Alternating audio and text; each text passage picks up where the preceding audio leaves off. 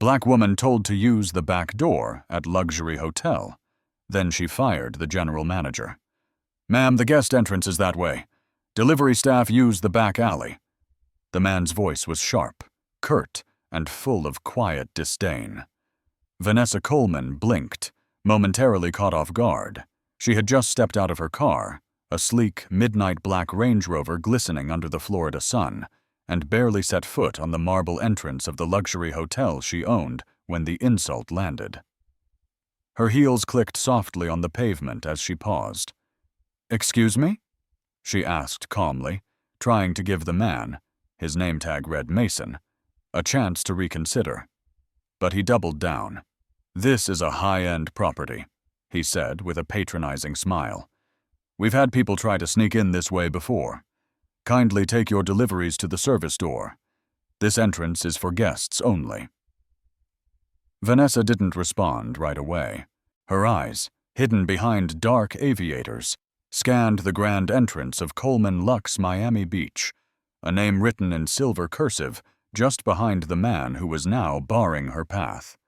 She had stood in this exact spot years ago, back when this hotel was still just a dream. And now, here she was, being told she didn't belong, on the very property she had designed, built, and owned outright. The irony wasn't lost on her. Still composed, she reached into her leather tote and pulled out a slim black wallet. "Here's my VIP pass," she said quietly, extending a sleek black card engraved with her initials, VC. But Mason didn't even glance at it. He scoffed. "Lady, I could print one of these in my basement," he chuckled, loud enough for the doorman nearby to hear. "Please don't make a scene." A scene, Vanessa thought. You haven't even seen the opening act.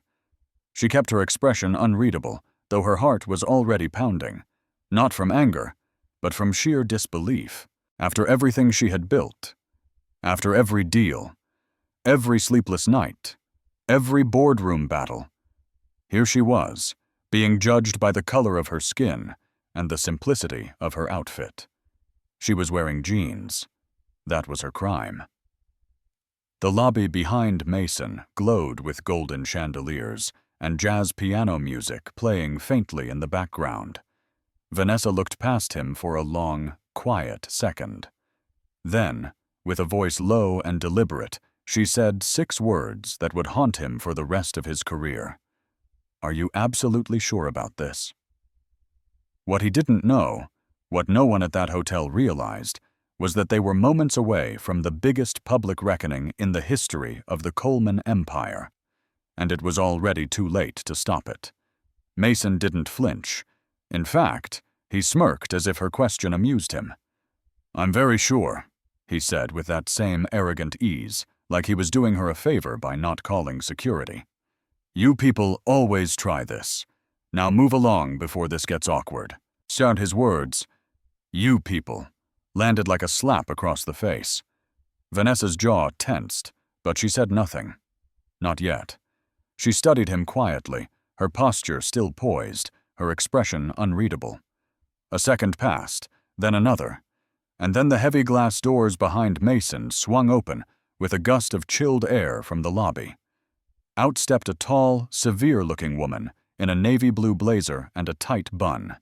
Stephanie Vaughn, general manager, late 50s, pinched face, the kind of person who had made a career out of smiling at the right people and dismissing everyone else. She glanced briefly at Vanessa, then turned to Mason. "Is there a problem here?" she asked, her tone clipped and professional. "She's refusing to leave," Mason said with a shrug. "No reservation, no credentials, probably trying to sneak into the lobby like last time." "Last time," Vanessa repeated softly. "You're confusing me with someone else." Stephanie folded her arms. "Ma'am, we reserve the right to deny access to anyone who cannot verify their guest status. If you have no valid ID or reservation, I'm going to have to ask you to leave immediately. You're holding up the main entrance." Vanessa stared at the woman. "My name is Vanessa Coleman. I have a reservation under V. Coleman, Presidential Suite. I'm checking in early." She pulled out her license and slid it forward, along with a folded reservation printout from her assistant. Stephanie barely looked at the documents. "These could be fake," she said, not even bothering to conceal the contempt in her voice. "We've had people try to forge our reservation confirmations before. You'll have to wait outside while we verify this." Mason nodded along, clearly emboldened by his superior. "Standard policy," he added smugly. "For security." "Security?" Vanessa echoed, her voice tightening. "You've let 3 white couples walk in unchecked while I've stood here. They weren't asked for IDs, cards, or printouts. Only me." Stephanie's lips thinned. "They are returning guests we recognize. You, however, are not." "I've stayed here over a dozen times," Vanessa said coldly. "You just never noticed. Because every time I entered discreetly, through the back, to observe how my guests were treated." Mason blinked, confused. Stephanie frowned. "I'm sorry, are you implying you work for Coleman Lux?" "No," Vanessa said. "I own it." They both laughed. Not polite laughter, but the mocking kind that cuts through a person's dignity like broken glass. "Okay," Mason snorted. "You own this?" "Right," Stephanie chimed in. "And I'm Oprah Winfrey's niece." Vanessa inhaled slowly. The anger had risen to her throat, but she swallowed it. There would be time. And when that time came, it would be loud. She reached into her bag and pulled out her phone. "Daniel," she said into the receiver, "confirm my reservation at the Miami property, presidential suite, and patch me through to Ethan." She paused, her eyes locked on Mason's. "We have a situation." Before she could continue the call, Stephanie stepped forward. "You need to leave. Now. If you're really who you say you are, I'm sure we'll get a call. Eventually. But in the meantime, this is trespassing. Mason, call security." "Already on it," he said with a grin. Vanessa turned slightly as 2 uniformed security officers rounded the corner. One of them, a younger black man named Tyler, paused the moment he saw Vanessa. His eyes widened slightly. Recognition flickered, but he stayed silent. He was junior, probably afraid to speak up. "Ma'am, we're going to have to escort you off the premises," the other guard said. Vanessa simply lowered her phone and met their eyes. "Are you certain that's a good idea?" The guards hesitated, glancing at one another, unsure. But Mason barked, "Don't hesitate. She's stalling. Just do your job." Tyler opened his mouth to protest, but stopped himself. Vanessa sighed and put her phone back to her ear.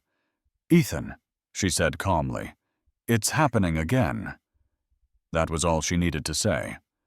Across the city, in a corporate boardroom on the 45th floor of the Coleman Tower, Ethan Coleman, her brother and COO of the entire luxury chain, stood up from his meeting mid-sentence.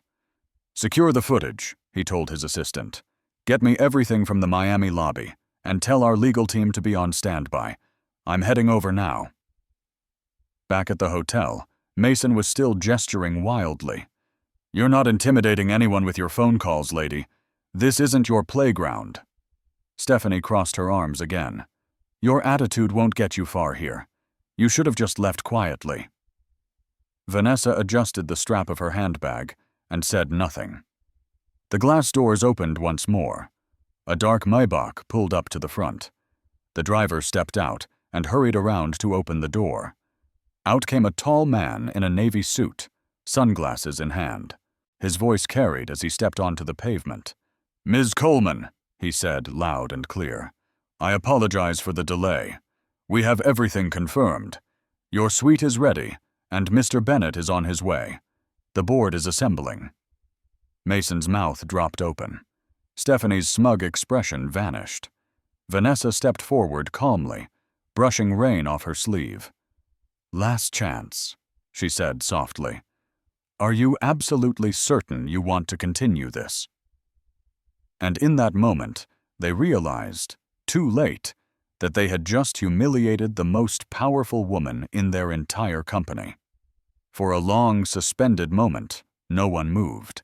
The breeze off the ocean picked up, rustling palm fronds and sending a gust through the grand hotel entrance. But even that seemed to pause at the edge of the tension, now hanging in the air.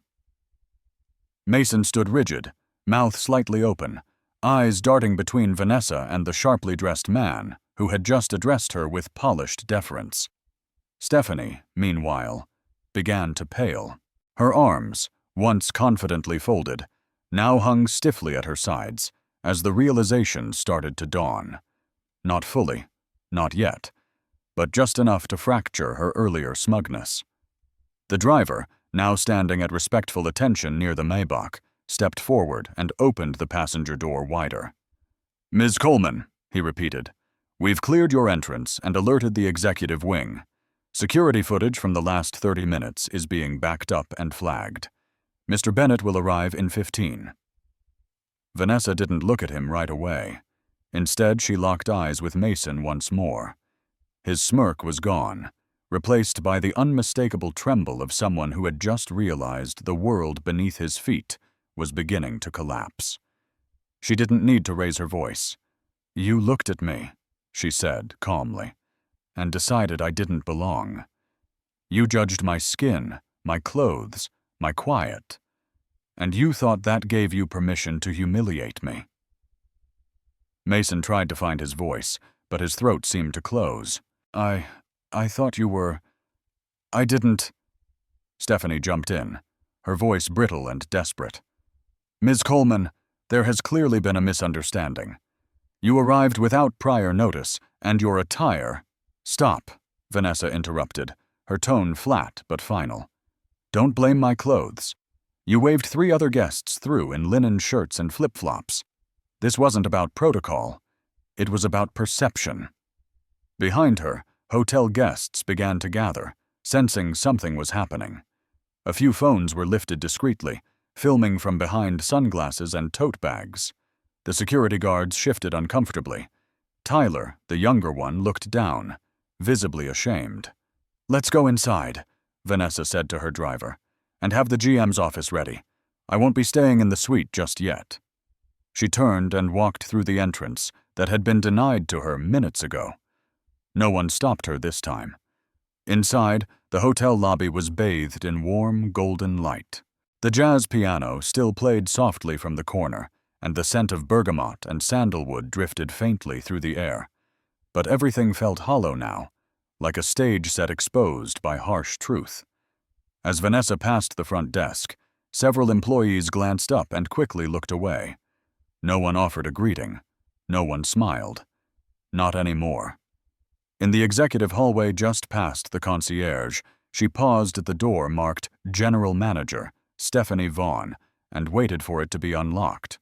The driver opened it for her and stood aside. Vanessa stepped in, walked behind the desk, and stood silently for a few seconds, her hands resting lightly on the polished wood surface. Stephanie entered behind her, wringing her hands. "Ms. Coleman, I understand how this looks." Vanessa turned slowly, fixing her with a stare that cut through every rehearsed excuse. "You don't understand anything," she said, her voice quiet, but razor-sharp. "You've worked in this building for over a decade. Do you know how many times I've walked through these halls, disguised, unannounced, invisible, just to see how people are treated?" Stephanie remained silent. "I saw the way your team deferred to certain guests and dismissed others. I let it go at first, assumed it was unconscious bias, not malice. But now?" She shook her head, disgusted. "Now I see it's a culture you've cultivated. With a smile, with policy, with silence." There was a knock at the office door. Ethan stepped in, his presence shifting the room instantly. Tall, dark suit, commanding energy. He looked at Stephanie, then at Mason, trailing nervously behind. "It's all on camera," Ethan said flatly, holding up his phone. "Every word, every insult. From the lobby, the valet cam, the elevator feed. HR already has it." Mason's knees nearly gave out. Stephanie tried to speak, but Ethan cut her off. "You don't speak now," he said. "You listen, and then you leave." Vanessa looked at her brother. "I want every department head in the conference room in 30 minutes. We're holding a full staff session. No exceptions." Ethan nodded. "It's already set. The attorneys are here and Mia from HR is ready to begin the internal review." Vanessa turned back to Stephanie and Mason. "You'll attend the meeting. You'll hear what your actions have done, not just to me, but to the people who've been quietly mistreated for years under your leadership." Mason opened his mouth again, but nothing came out. Vanessa leaned in slightly. "And if you think the worst part is being fired, you're mistaken. The worst part will be knowing that the people you looked down on will be the ones fixing the mess you left behind." She stepped out of the office, Ethan by her side.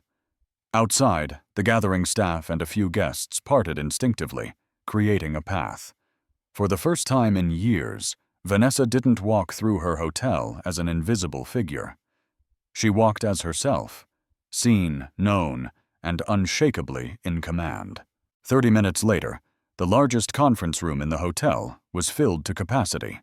Every department head, manager, and mid-level supervisor had been summoned without exception.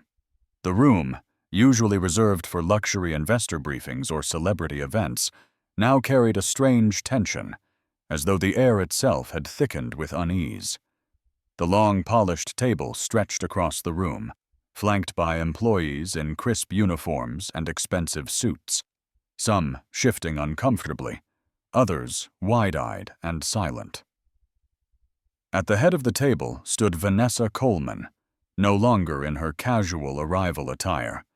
She now wore a tailored black blazer, understated but striking, and her hair pulled back with surgical precision. Beside her was Ethan, holding a folder thick with documents and reports. On the wall behind them, a flat screen displayed a paused frame from the security footage. Vanessa standing in front of the hotel, Mason pointing toward the alley. No one could pretend anymore. Vanessa began speaking without preamble, her voice calm, but carrying through every corner of the room. "What happened to me this morning is not new. It is not rare. And worse, it is not accidental." Murmurs rippled. She continued, "This morning I was told to use the back alley entrance.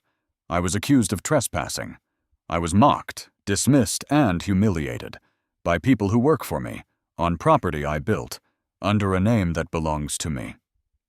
She let the silence settle, letting her words cut clean. "But here's the part that truly concerns me. None of you are surprised." The room stilled. A few glanced down at their hands. Others looked away, as if her gaze were too much to bear. Vanessa paced slowly, deliberately. "You've all heard stories. You've witnessed things. Some of you have stayed silent out of fear. Others, out of convenience. And some, I suspect, out of agreement. That ends today." She stopped pacing. "We are not here to talk about public relations. We are here to talk about culture. The kind of culture that allowed a black woman in jeans to be treated like a criminal, while a white man in sandals is handed champagne before he even gives his name." Ethan stepped forward, holding up the folder.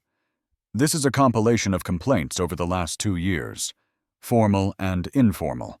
Guests, employees, contractors. Most were brushed aside. Dozens weren't even logged. That stops now." Vanessa nodded. "Effective immediately, all current department heads will undergo a full performance and culture audit. You will meet with HR and the independent equity board we are establishing. If you have failed to uphold our standards of inclusion and respect, you will be removed." Murmurs grew louder now. The room was no longer silent, but alive with unease. Vanessa raised a hand, and it quieted instantly. "We're launching a 3-part reform initiative," she continued. "First, mandatory anti-bias and inclusion training conducted by external experts, not internal fluff. If you want to keep your role, you complete the training and pass its assessments." She turned slightly, addressing the other half of the room. "Second, We're activating an anonymous third-party monitored hotline for staff and guest complaints. No more swept-under-the-rug reports. Every incident gets logged. Every incident gets reviewed. If you're afraid of transparency, you're in the wrong place. Ethan took over. And third, we're implementing AI-based pattern recognition in guest feedback, internal communications, and service interactions. This technology will flag patterns of exclusion, bias, and tone. It's not about watching you. It's about holding us all to a higher standard. Vanessa walked forward again, scanning the faces in the room. I'm not interested in apologies. I'm interested in change. And I know change is uncomfortable. But ask yourself this: how many guests have we lost because they were quietly mistreated? How many staff have resigned without ever saying why? No one spoke. Even Stephanie, seated at the edge with Mason, now stripped of titles and soon to be stripped of access, couldn't meet her gaze. Vanessa looked at them for a long moment. You're both terminated, effective immediately. You'll be escorted out after this meeting. Your presence here is for learning, not legacy. Then Vanessa turned to someone near the back. Sasha, the housekeeping team lead who had once helped clean Vanessa's suite during a surprise inspection years ago. Sasha, Vanessa said, her tone shifting with warmth. Step forward, please. Sasha looked around, unsure, then slowly stood. Vanessa smiled gently. This woman saw what happened this morning. She didn't stay silent. She apologized, even though she wasn't to blame. That is integrity. She nodded to Ethan. Sasha will be promoted to Director of Guest Culture and Internal Hospitality.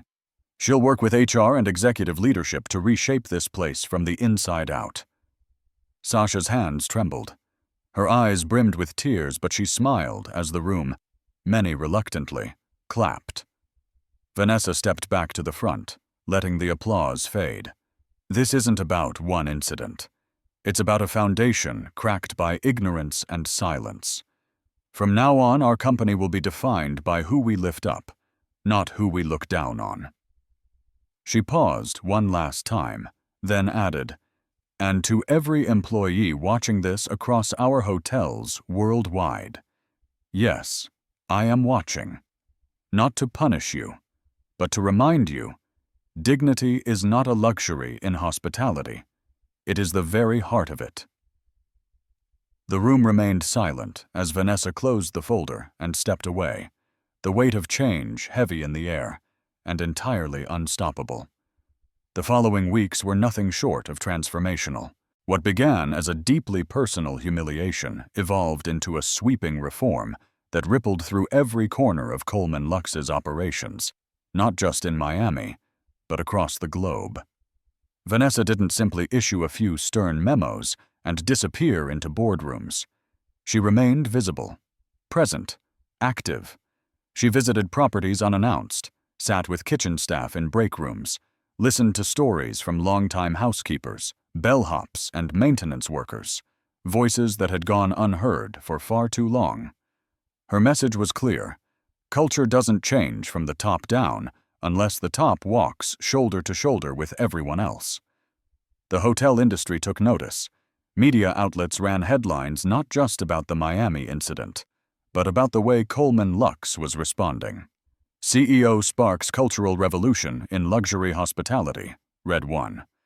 Another featured her image beneath the words, "She was told to use the alley. Now she's rewriting the rules," when Vanessa didn't seek the spotlight. But she didn't hide from it either. She granted one interview, and only one, where she said simply, "What happened to me is what happens to people every day when no one is watching." The only difference was, I owned the building. Inside the company, the reforms were already reshaping lives. The AI pattern detection system began surfacing subtle patterns that had long gone unchecked. Certain guests being ignored in room upgrades, staff being skipped over for promotions without merit-based reviews, housekeeping routes that consistently assigned heavier workloads to non-English speakers. Now each of these patterns was logged, analyzed, and corrected. with actual accountability. The anonymous hotline received an influx of reports in the first month alone. Some were about minor issues, rude interactions, favoritism, but others revealed serious, deeply rooted problems that had festered under generations of silent management. Vanessa and Ethan ensured each case was reviewed by an independent equity board, not internal HR alone. But perhaps the most powerful changes were the human ones. At the next all-staff town hall, held virtually and broadcast to every Coleman Lux property, Vanessa stepped up to the camera and introduced not a report or a policy, but a person.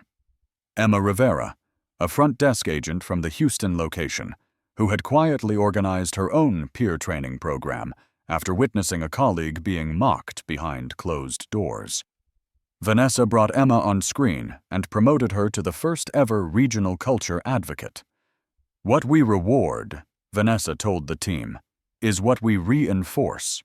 We're not rewarding compliance anymore. We're rewarding courage." In Miami, the atmosphere at the flagship hotel shifted tangibly. Staff meetings opened with open-floor reflections. Supervisors were required to rotate shifts among all levels of staff, not just remain in offices. Guests began to notice something different, not in the marble floors or the rooftop pool, but in the energy. The welcome felt warmer, more intentional. "It's like they actually see you now," one guest told a reporter. "Not just your clothes or your room number, but you." Among the quiet heroes of this transformation was Tyler, the young black security officer who had stayed silent that morning in front of the hotel. After the incident, he submitted a letter to Vanessa. In it, he wrote, "That moment has haunted me. I knew who you were. I knew what they were doing was wrong. But I froze. I feared for my job. I feared the system. And I'm sorry." Vanessa read the letter twice before calling him directly. "You didn't fail," she told him. "You saw. That alone means you're ready to help others see too." She promoted Tyler to corporate security liaison, tasked with training security teams across all properties on dignity-first protocol and bias recognition. Even Mason and Stephanie, now long gone from Coleman Lux, couldn't escape the legacy of what they'd done. Their story was cited in dozens of leadership seminars as a cautionary tale, about ego, about racism, about the cost of silence. Yet Vanessa never spoke of them again, never gloated, never sought public revenge. To her, their punishment had already played out in the most devastating way possible. They were left behind, while the world moved forward. Months passed. At the company's annual global summit held in New York, Vanessa took the stage. No music, no spotlights, just her and a room filled with thousands of employees from every department. She looked out at faces from every background, every accent, every shade of human experience, and spoke the words that would go on to define a new chapter in corporate leadership. "We are not here to become the biggest hotel brand in the world. We're here to become the fairest. To show that luxury is not just about chandeliers and ocean views. It's about the way people feel when they walk through your doors. It's about who gets seen, who gets heard, who gets to belong." Her voice never rose. She didn't need theatrics. She had truth, real, lived, undeniable truth. The room rose to its feet in standing ovation, not just because of what she had said, but because of who she had proven herself to be. A woman who had been underestimated, dismissed, disrespected, and who chose, instead of retaliation, a deeper revolution. Back in Miami, on a quiet Sunday morning, Vanessa stood in the hotel lobby. Young black family check in. The father looked around with wonder, the mother held their toddler close, and the front desk associate greeted them with genuine warmth. No double takes, no second guesses, no microaggressions hidden in forced politeness. Vanessa smiled, unnoticed, and turned to walk toward the elevator. As the doors closed, She caught a glimpse of her reflection, strong, still, and more resolved than ever. The woman once told to use the back alley had rewritten the front entrance forever. Several months later, the legacy of what Vanessa Coleman had set in motion continued to grow far beyond the walls of Coleman Lux. The company's internal transformation had inspired a broader movement throughout the hospitality industry. Competing brands began to examine their own practices more closely. HR departments quietly reached out to Coleman Lux's newly formed Equity and Inclusion Board for guidance. Industry leaders who had once rolled their eyes at the idea of culture audits were now implementing their own, realizing that the true currency of luxury wasn't marble or Michelin-starred chefs. It was dignity, trust, and belonging. Vanessa herself received invitations to speak at leadership summits, universities, and panels hosted by national business associations. But she didn't say yes to everything. In fact, she turned most of them down. She believed her work wasn't in the spotlight. It was with her team, her people, and the real, unglamorous process of changing the way people treated each other when no cameras were around.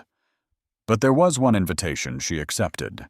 It came from a non-profit organization that supported young professionals of color entering the hospitality industry. They asked her to give the closing address at their annual conference in Atlanta. She agreed, quietly, without fanfare, and when the day arrived, she stood on stage in front of a crowd of hopeful, nervous, brilliant young faces. Some were still in college. Others had just landed their first jobs as front desk agents, concierge trainees, or event coordinators. Vanessa looked at them for a long moment before speaking. "When I was your age," she said, "I believed hard work would speak for itself, that if I was qualified enough, respectful enough, polished enough, no one could deny me. But I learned that's not always true. I've been ignored, talked over, mistaken for the assistant, the intern, the delivery driver, even when I was the CEO. But I've also learned something else. The most powerful thing you can do is hold your space.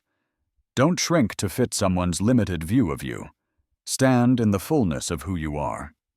You may be the only one in the room who sees your worth, but that's enough. Keep showing up, and make them see it too." The audience was silent for a moment, soaking it in. Then the applause came, not in a loud, thunderous wave, but in a slow, heartfelt rise, like people clapping with their whole spirit. Vanessa stepped down from the stage that day, not as a CEO, not as a headline maker, but as a woman who had once stood in the rain outside her own hotel and refused to walk away. And because of that choice, doors didn't just open for her, they opened for thousands of others. The kind of change she fought for wasn't flashy. It was lasting, quiet, measured, but absolutely unstoppable. A year had passed since the incident at Coleman Lux Miami Beach, and though much had changed, the memory of that rainy morning still lingered in Vanessa's mind, not as a source of pain, but as a compass that kept her true. That moment had marked a turning point not just for her company, but for herself.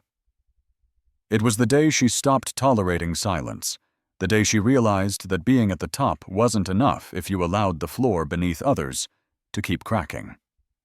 And now, standing in the newly redesigned lobby of that very hotel, she saw the difference not just in the decor, but in the energy. The walls had been repainted with warmer tones.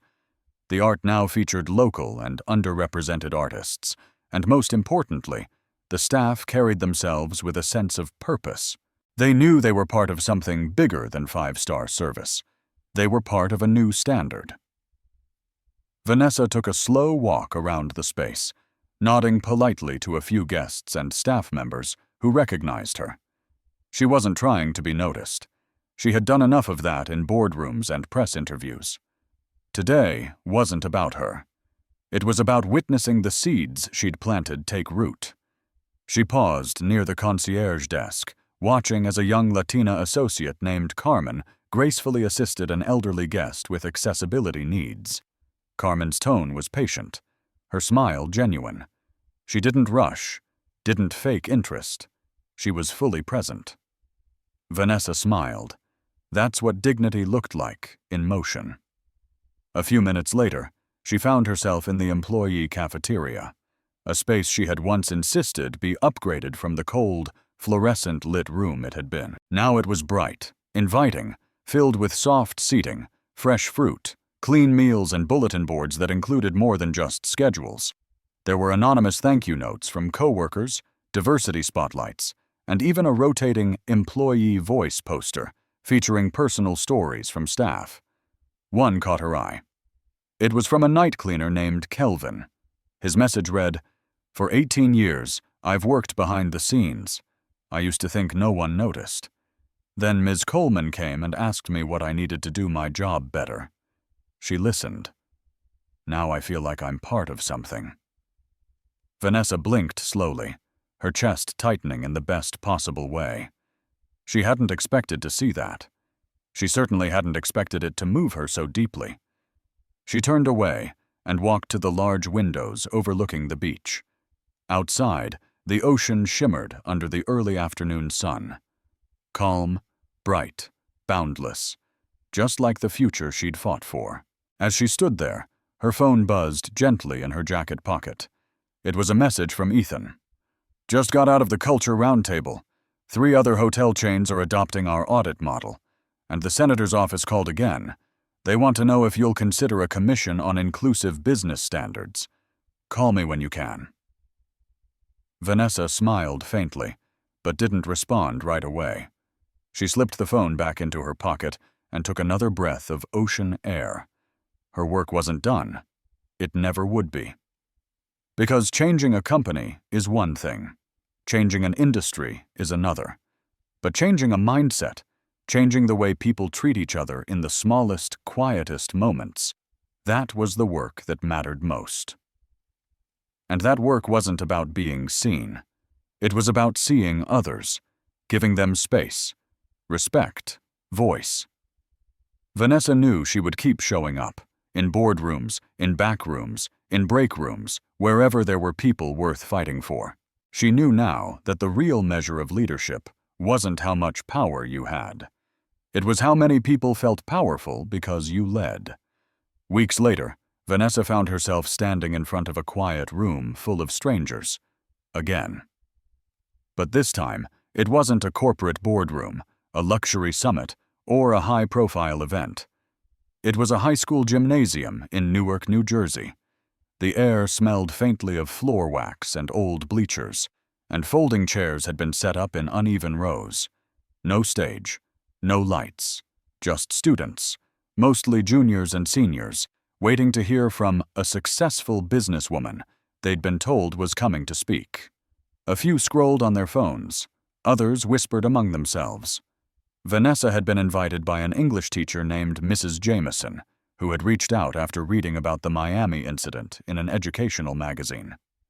"These kids don't need another lecture on success," her message had said. "They need to see what survival with dignity looks like. They need to see someone who didn't shrink." That line stuck with Vanessa.